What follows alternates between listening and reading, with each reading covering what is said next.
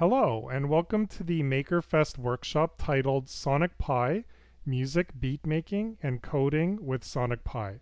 My name is Kahan. I am the Client Experience Specialist for Technology at Pickering Public Library and your host for this MakerFest workshop. This workshop will be in two parts. Part 1 will be a brief presentation on Sonic Pi, and Part 2 will be the hands-on component. We have a lot to cover, so let's get started. So first off, what is Sonic Pi? Sonic Pi is a code-based music creation and performance tool. Using Sonic Pi, you can learn how to make music and code all with one application. It is simple enough for computing and music lessons. Yet it is powerful enough for professional musicians. Sonic Pi is based on the Ruby programming language. So for those of you who have previous programming skills and knowledge, using Ruby with Sonic Pi should come naturally to you. You learn how to code creatively by composing or performing music in an incredible range of styles. Sonic Pi is also free and open source. To get Sonic Pi, you just simply need to head over to this website over here. The concept of live coding with Sonic Pi is as follows. You can use Sonic Pi as a DJ tool and actually run code with it already running, kind of like a live instrument. For those of you who have used Ableton Live in the past, the live coding component of Sonic Pi would be similar to using Ableton Live. Also, Sonic Pi is not just for the Raspberry Pi. Although the word Pi is in the name, in the title, it is available for Windows, Mac, Raspberry Pi OS, as well as Linux with some effort. In my case for this workshop, I am going to be using the Windows version of Sonic Pi. Concepts in Sonic Pi. Code is executed sequentially, line by line, but in music, music is heavily dependent on the notion of time and timing. But when time is not explicitly defined, everything happens simultaneously. So for example, sounds are played together, such as chords. In the hands-on component, we are going to learn how to make a basic chord in Sonic Pi. In order to space things out in Sonic Pi, you need to introduce some sleep elements. And sleep is used to adjust and space out the timing of your music and your code. The Sonic Pi user interface is very simple and very intuitive. I will get into more detail about the Sonic Pi user interface in the hands-on component of the workshop, but just know that the interface is very easy and intuitive to use. So for example, we have a code editor, we have some playback controls, and then we have some viewers on the right-hand portion of the screen here, such as the log viewer and the cue viewer. So it's pretty self-intuitive to use, and it's very easy to figure out. You also have a help system always available to you on the bottom of the Sonic Pi user interface to help you learn and use Sonic Pi. MIDI values in Sonic Pi. So MIDI is an advanced topic with regards to electronic-based music making. But using MIDI values in Sonic Pi is very simple. So for example, we have notes in music, and then we have octaves. So basically going from a low pitch to a higher pitch for your note. So for example, if you wanted to play back the F note in the fourth octave, for example, you would use the number 65 in order to play back the F note in the fourth octave. Musical notation in Sonic Pi is also possible. So one has the flexibility of using either MIDI or using traditional musical notation in Sonic Pi. So for example, if you wanted to play the C note, all you would have to do is just use a colon and use the letter C. This slide simply demonstrates a typical piano or keyboard with 7 octaves, so going from a low pitch to a higher pitch. And one octave to another is double the frequency. So the second octave is double the frequency of the first octave. But for example, if we wanted to play the A note, so A major, I believe it is, in the second octave, all we would have to do is type this into the Sonic Pi code editor. There's also the concept of duration of a note. Okay, so for example, if we wanted to play back the C note in the fourth octave, but we wanted to add a couple of properties to that note. So for example, attack, which is the amplitude of the note. So the higher the number, the higher the amplitude. And then we have the property called release, which is the length of time for that note to be played. So if we didn't specify these two properties, it would just play back the note just in a normal fashion. And that is it for the presentation portion of the workshop. If you want some additional resources on Sonic Pi, the first place to head over to is Sonic Pi's official website at sonic-pi.net. Me Hackett's Creative Programming Workshop with Sonic Pi is also something that I would highly recommend, simply by heading over to this website over here. Many elements of this presentation were based on the resources and tutorials on this website. So I highly recommend checking out this website as well. That brings us to the end of the presentation portion. Now let's head over to the hands-on component of this workshop. Okay, so let's get started with the hands-on portion of this workshop. As you can see, I've loaded up the Sonic Pi application. If you have not already downloaded and installed Sonic Pi for your computer, please visit the official Sonic Pi website and download and install Sonic Pi for your operating system. In my case, I'm using Windows, so I have previously downloaded and installed the Windows version of Sonic Pi. As you can see, the user interface is slightly different than perhaps what you may be used to.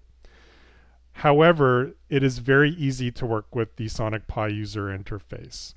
So starting off with the top left-hand portion of the user interface, we have what we call our player controls. So as you're typing in some code over here, this is the editor, so the code editor window over here. So as you're typing in some code and you want to run and you want to play back and listen to what you've already typed in, you're going to be clicking on the Run Player control button over here. When you want to stop playback, you're going to be hitting the Stop button over here. With Sonic Pi, you can also record to a WAV audio file, which is kind of neat. So as you're creating stuff, you can actually create and record to a WAV audio file. You can also save what you're typing by clicking on Save. So as you can see, I've previously saved some drum beats into a Ruby file over here. And if you want to load previous stuff that you've worked on, you just simply click on load. What I find, however, is that when I exit out of the Sonic Pi application, it retains everything that you have in your current buffers, which is kind of cool. So you shouldn't lose any work, but if for safekeeping, if you want to make sure that things are getting saved on a more permanent basis, simply click the Save button, give your file a name, and hit Save. And you can basically pick the location where you want to save your work. I'm basically saving to the Music folder in Windows 10. As mentioned a moment ago, this is your code editor over here. So this is primarily what you're going to be working with when you're working with Sonic Pi, is you're going to be entering in code. So this is where you're going to be entering all the code. As you can see, as you're entering in code, it actually gives your code line numbers over here on the left-hand portion. Okay, the scope viewer is basically a waveform viewer. So when we get into playing back some sounds, you're going to see exactly what the scope window is for over here. Then we have the log viewer. You can see as you're running through your code what exactly Sonic Pi is doing. Okay, in this case, in the current log viewer, you see that it's loading up some audio files known as samples. I'm going to explain what samples are later on in the workshop. We have our cue viewer over here. Okay, basically it's just running through the code, and it's just basically listing off exactly what it's doing over here. So between the log viewer and the cue viewer, you have very good visual indicators of your code as it's progressing through the playback. Okay, then we have buffers. So by default, Sonic Pi gives you 9 buffers. Buffers are kind of cool because they allow you to experiment. Okay, so you could start off with using buffer 0, and then let's say you just want to quickly test something out without affecting your current work going on in buffer 0 over here. You can load up a new buffer, and then you can type in some code, and then you can play back, and then you can sort of test things out like that by using the various buffers.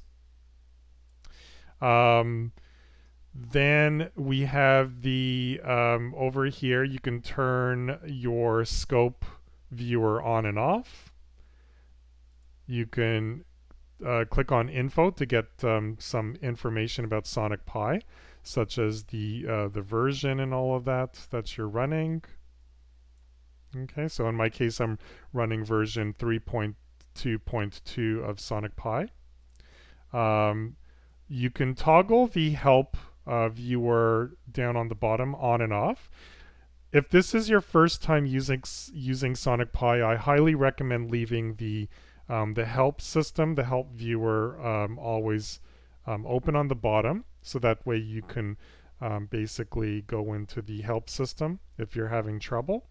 And then finally, we have preferences over here. So these are just various things to tweak the Sonic Pi user interface even more. I like to leave everything as default in Sonic Pi. I find that it's fairly intuitive and easy enough to use. Okay, so let's get into the actual coding portion of this workshop. Okay, so first off, commenting. So any good programmer knows that you're always going to want to add lots of comments into your code. So as with any other programming language, in order to comment using Sonic Pi, which uses the Ruby programming language, by the way. So essentially we are programming using Ruby. We are going to be using the hash symbol for our commenting. Okay, so whenever Sonic Pi encounters a hash, it basically ignores this line. Okay, so as you can see by default in buffer 0 over here, we have a comment of just welcome to Sonic Pi. Let's get into playing back a basic sound. Okay, so let's just type this into our Sonic Pi code viewer and simply hit run. So as you can see, we just played a very simple sound in Sonic Pi. And then you can look at the log viewer over here, and you can see that it completed its run. And it just basically played one note. Okay, let's try something else just to experiment with over here. Let's try, because we're basically coding music, let's try the following and see if it works. And let's hit run and let's see what happens. So notice what Sonic Pi did. It basically played both lines simultaneously. You can see that it did over here in the log viewer. Okay. So these two lines essentially do the same thing. Okay. You can do play 67 or you can do play 60 plus 7. They basically do the same thing. Now let's try something else. We'll add another line over here. And I will explain what these various 3 lines are once we finished running our code. So as you can see in the log viewer over here, it played back all 3 of our notes. Now, when you're using Sonic Pi, you have the option of using MIDI notes or using traditional notation values. Okay, so in this case, in these 2 cases, I should say, we are playing back MIDI note 67. So if you go back to the presentation portion of the workshop, MIDI is used for electronic-based music making. In MIDI, you have values of 0 to 127. Basically, you have 128 different values, 0 being the first value. So what we're doing here is we're telling Sonic Pi to play back MIDI value 67. What we're doing over here essentially is the same thing. We're telling it to play back MIDI note 67 by doing a little bit of a mathematical calculation. Finally, on this line over here, we're using traditional notation values. Okay, so we're telling Sonic Pi here to play back the G note in the 4th octave, which basically equals MIDI note 67. Please refer back to the chart that was used in the presentation portion to get the various notation values and the MIDI and the equivalent MIDI values. Okay, basically these 3 lines do the exact same thing. So notice something else that happens when I click run. If we don't specify some timing elements, Sonic Pi basically plays back everything simultaneously. So let's add some timing in between each of these notes. Okay? And the way we do that is we use the sleep command. So let's type in sleep and we'll specify 1 second. So there'll be 1 second in between this note and this note. And let's add another sleep line over here. Okay? Now let's run the code and see what happens.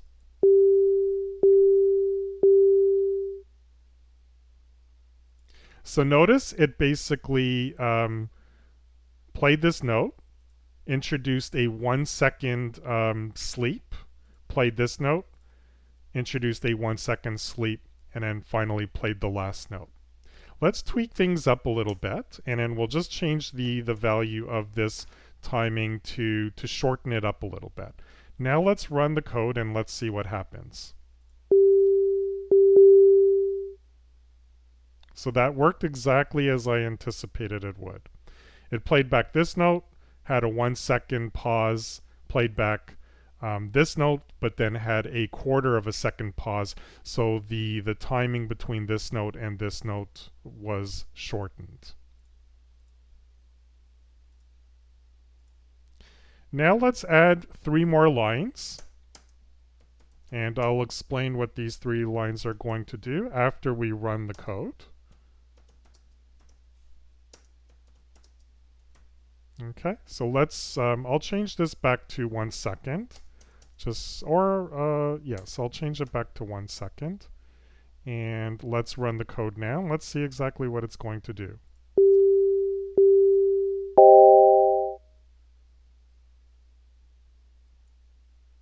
Okay, so it played back 2 of the notes, and then it played back all 3 of these simultaneously. We need to add 1 more sleep in between these 3 notes and this block over here. Now let's run it again and let's see. It should play it back 3 times and then play these back simultaneously. Good, so that worked. Let's do a typo intentionally, and let's see how Sonic Pi is going to handle errors. So instead of play, let's take out the A, and then we'll put in the E over here, and let's run our code.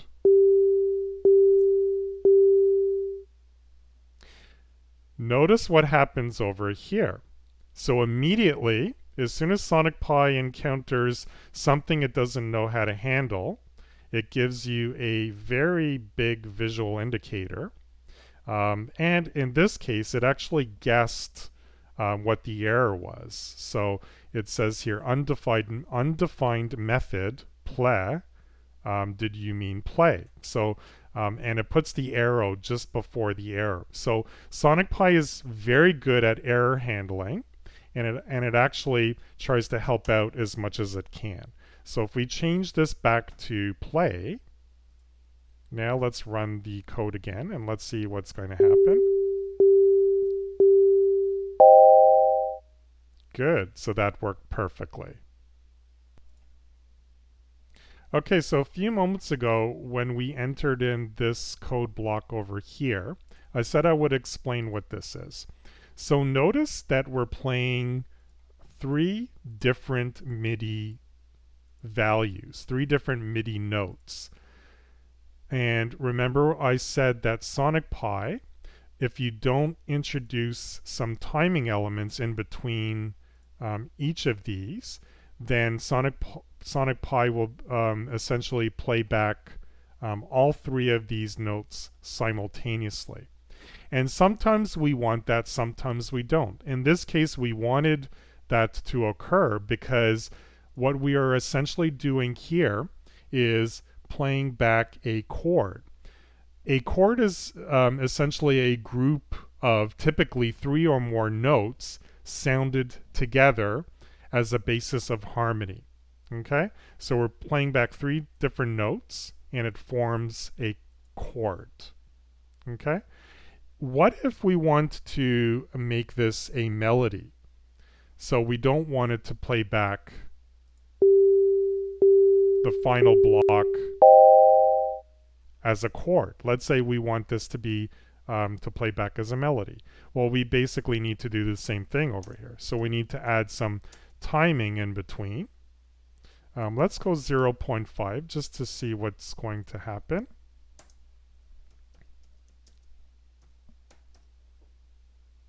And notice that I did a typo. If I were to run that, it would probably complain. And I don't need to add a sleep element at the end, but I will anyways. And let's run this buffer now and see what's going to happen.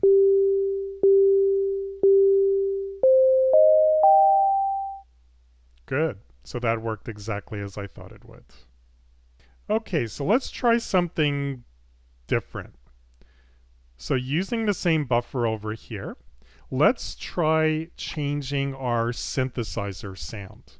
Okay, so what I'll do is I want the first block to run using the default synthesizer. And let's change the synthesizer for the second block of code over here. So let's type in this. We're going to type in use underscore synth and then space colon TB303. Okay, let's run the code now and let's see what's going to happen.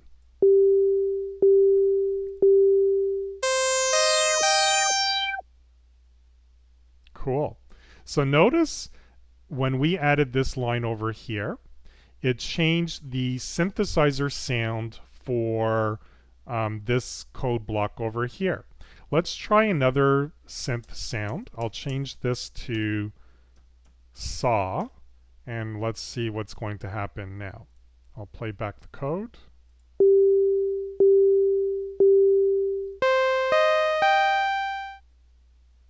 Okay, so you can experiment with Sonic Pi using the various built-in synthesizers. Okay, just refer to the help section down on the bottom over here to learn more about the synths that are built into Sonic Pi. Okay, if you don't specify a synthesizer, it uses just the basic default one, which has this sound. Okay, as soon as you specify a different synthesizer, then it'll play back the next block using the new synthesizer you define. Okay, now let's learn how to comment again. So let's say we want to keep this line for future reference, but let's say we don't want that sound of the TB303 synthesizer. We can simply, rather than deleting the line, we can just use a hash symbol. And if I play back now,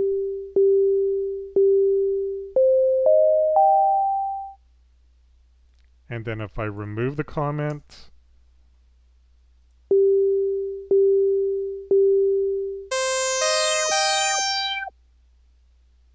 okay.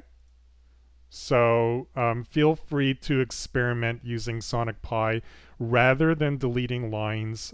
Simply comment them out, and then that way you can play around, and then you can see what sounds good, what doesn't sound good, and you can keep various elements without deleting stuff.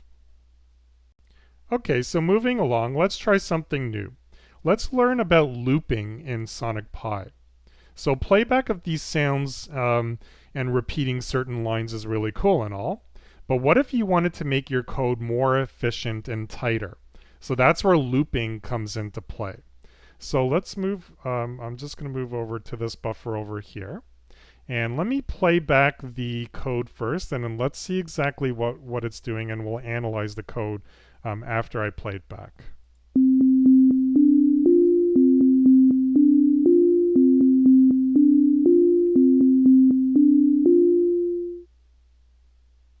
Okay, so let's analyze this code.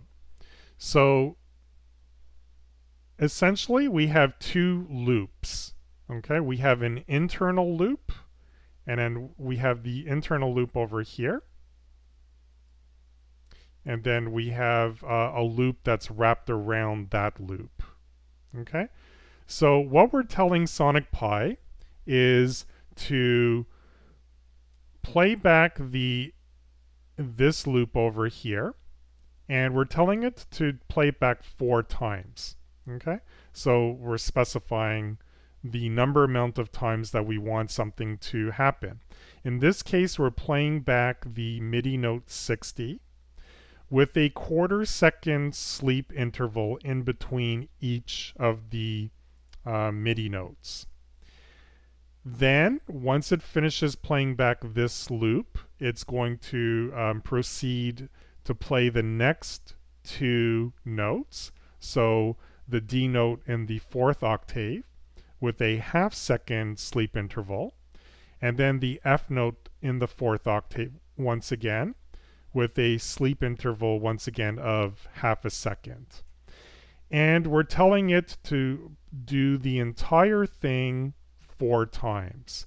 So we're telling it to do this 4 times, but we're also telling Sonic Pi to run this entire code 4 times in its entirety.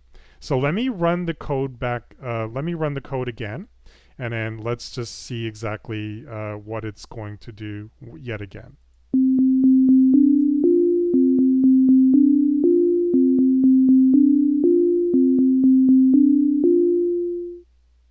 So it did exactly what I thought it would do. Plays back the MIDI note 60 with a quarter-second interval, so it sounds very fast, and then it plays the last 2 notes with a half-second interval in between, and it does the entire thing 4 times because we specified 4 times. Let's change this to 2 times, and let's see if this is going to work. So it's going to still play back the MIDI note 64 times internally, but the entire code block is only going to run for a total of 2 times.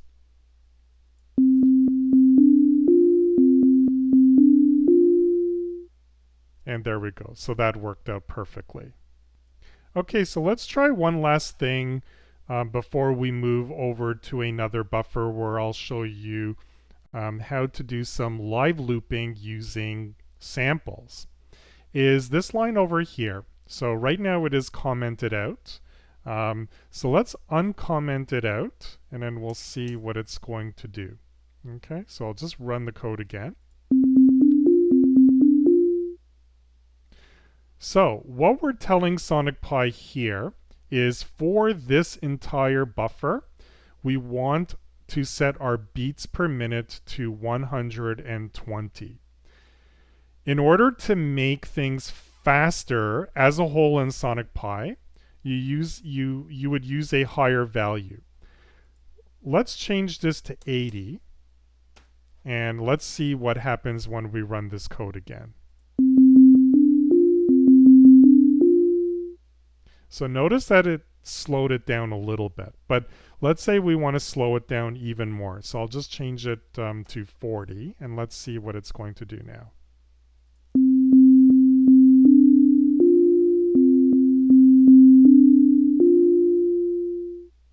So feel free to experiment with this line. Typically, you will want to choose a beats per minute for your buffer / track. So if I set this to 110, which seems to be the standard, I believe, when making music. I'll just play this back now. Okay, and once again, pay attention to the log viewer over here.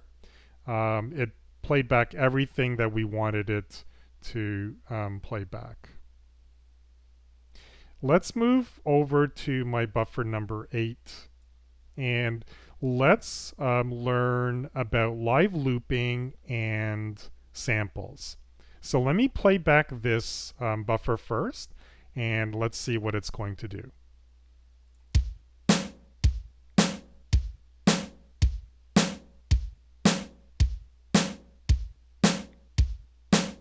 So notice that it's not stopping. Okay, it just keeps going and going and going.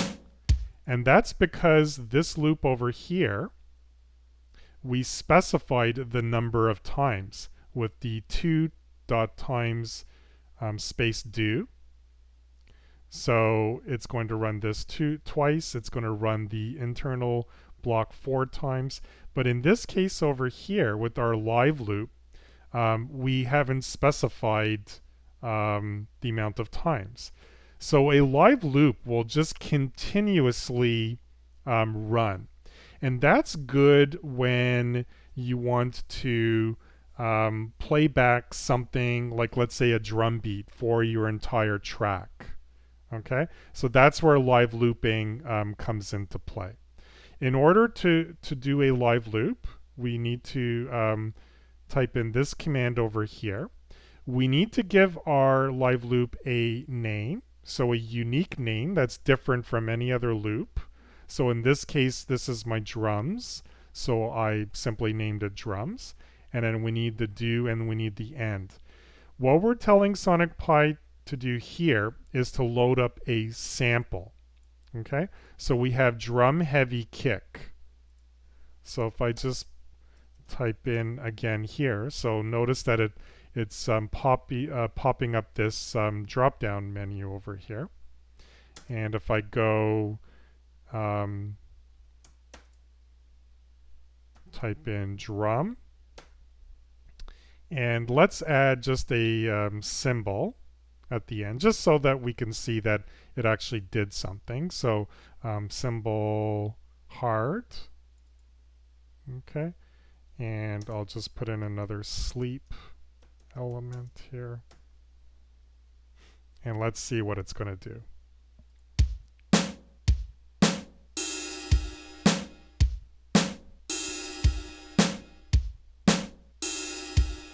Okay, so that worked out exactly how I wanted it to work. Okay, I'm just going to remove this now. Now that we know how to load up a sample, and we can verify that our sample did in fact work. Okay. And something else to know about samples. Okay, a sample is basically a recording, a pre-recorded sound, usually made by a real instrument. So because we want our drums to sound real and authentic, we use a sample. So if you notice in the log window, our drum beat is being generated by playing back some FLAC files. So these files that Sonic Pi is actually playing back are actual recordings of a drum snare and a drum kick. Okay, and we know that because of the fact that it's playing Sonic Pi is playing back FLAC files. And once again, we would want to use a live loop for those instances where we want something playing back for the entire track. Let's try something else. We'll add some hi-hats to this buffer over here. I'm just going to copy and paste my hi-hat block over here. Let's play back and then we'll see what it's going to do.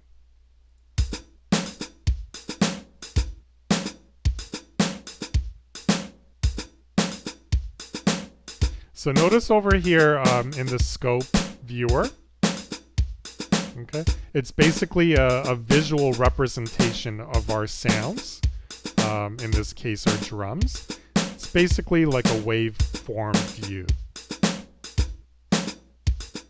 Okay, so as I explained earlier, with the live looping, it continuously runs. It doesn't stop because we haven't specified the number of times we want our loop to run. Notice something else that Sonic Pi did. It simultaneously played back not only our drum kit, but also our hi-hats, okay, simultaneously.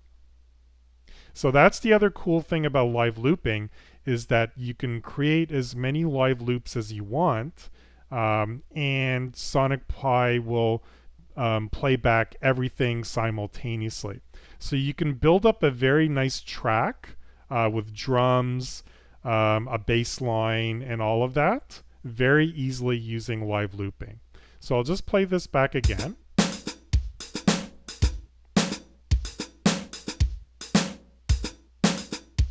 Okay, let's try something else here. So with the live coding, I can change this value now. Let's change it to 1. Hit run again. And notice how the drum symbol closed, which is the hi-hat, changed kind of timing. I'll put it back to the way it was at a 1/4 second. Okay, you don't actually have to stop anything. You can just hit run again.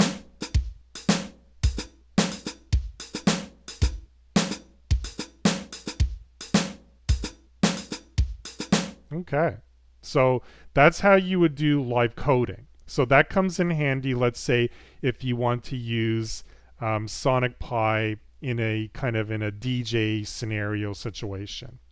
The one thing I noticed that Sonic Pi will not do as far as live coding is it won't, if you change this number on the fly, it's not going to change the beats per minute on the fly. You need to specify this right off the bat, and Sonic Pi basically commits to the beats per minute that you specify over here until you hit stop. Okay, let me change this to 80 and then run this code again.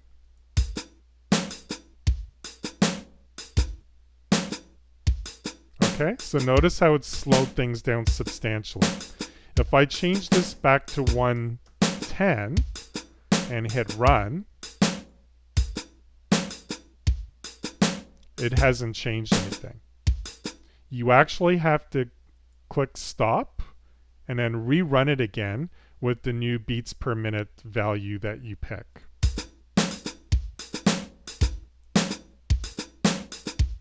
Okay, but we can change anything else on the fly. So if we wanted to change this to half second,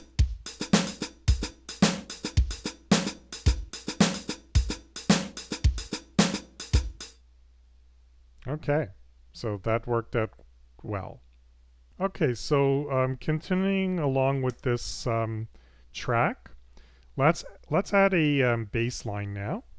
I'm just going to copy and paste from this buffer over here, and I will explain what's going on over here. And let's just play this back.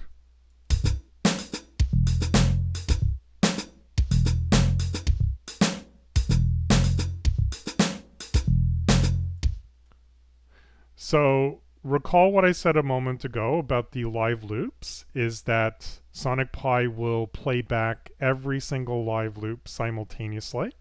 So it's a good way of building a track. Once again, you have to have unique names for your live loops.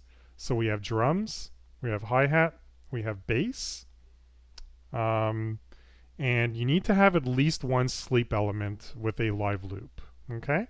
That's important because it needs to play back. There needs to be some spacing in order for it to play back the live loop. Couple of things that I didn't explain is the attack and release. If you recall back to the presentation portion of the workshop, we have attack and release. And those are used when you want to play sounds for perhaps a longer period of time or at a different rate. Okay, that's when you would use these, they're optional parameters. Okay, and that's basically used to control the amplitude of a note over time. Okay, so if I play this back,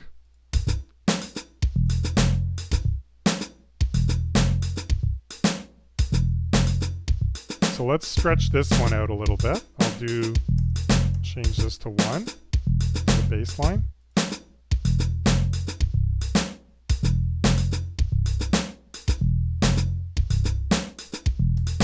I'll change this to 4.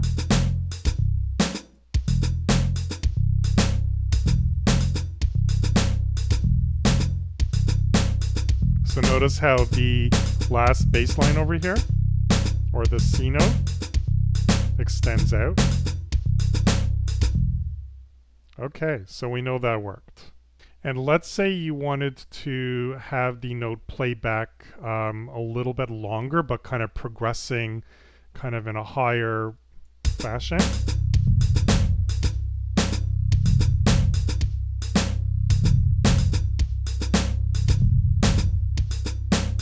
And the way the attack and release works is the numbers, you combine the numbers, so this would make it a total of 6 beats. Okay, now obviously that may not work perfectly with your beats per minute value that you have here. The timing may be a little bit weird. So, but the fun thing about Sonic Pi is that there are no mistakes. You could feel free to experiment as you wish.